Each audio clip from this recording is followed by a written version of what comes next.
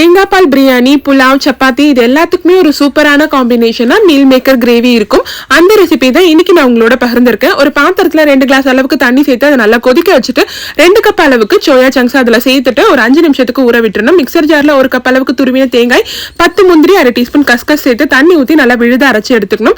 இப்போ அந்த மீல் மேக்கர்ல இருந்து தண்ணி எல்லாத்தையும் பிழிஞ்சிட்டு ஒரு பிளேட்ல எடுத்து வச்சுக்கணும். கடாயில 1 டீஸ்பூன் எண்ணெய் சேர்த்து மீல் மேக்கர் அதுல சேர்த்து நல்லா ஃப்ரை பண்ணி எடுத்துக்கணும். அதே கடாயில 2 டேபிள் ஸ்பூன் எண்ணெய், கிராம்பு, பட்டை, ஏலக்காய், பிரியாணி இலை, 5 பச்சை மிளகாய், 2 கொத்து கருவேப்பிலை சேர்த்து இது எல்லாத்தையும் நல்லா வதக்கிட்டு மீடியம் சைஸ்ல ஒரு வெங்காயத்தை சின்ன சின்னதா நறுக்கி சேர்த்து நல்லா வதக்கிட்டு 1 டேபிள் ஸ்பூன் இஞ்சி பூண்டு விழுது சேர்த்து அதையும் நல்லா வதக்கி ஒரு தக்காளியும் அதோட சேர்த்து நல்லா வதக்கிக்கணும். இது கூட தேவையான அளவுக்கு உப்பு சேர்த்து தக்காளி நல்லா குழஞ்சு வர அளவுக்கு வதக்கிக்கணும். இப்போ இது கூட 1/4 டீஸ்பூன் மஞ்சள் தூள், 1 டீஸ்பூன் மிளகாய் தூள், 1 டீஸ்பூன் தனியாத்தூள், 1/4 டீஸ்பூன் சீரகத்தூள், 1/4 டீஸ்பூன் கரம் மசாலா சேர்த்து எல்லாத்தையும் நல்லா மிக்ஸ் பண்ணி விட்டுட்டு அரைச்சி வச்சிருந்த தேங்காய் விழுதையும் சேர்த்து நல்லா கிளறி விட்டுக்கணும்.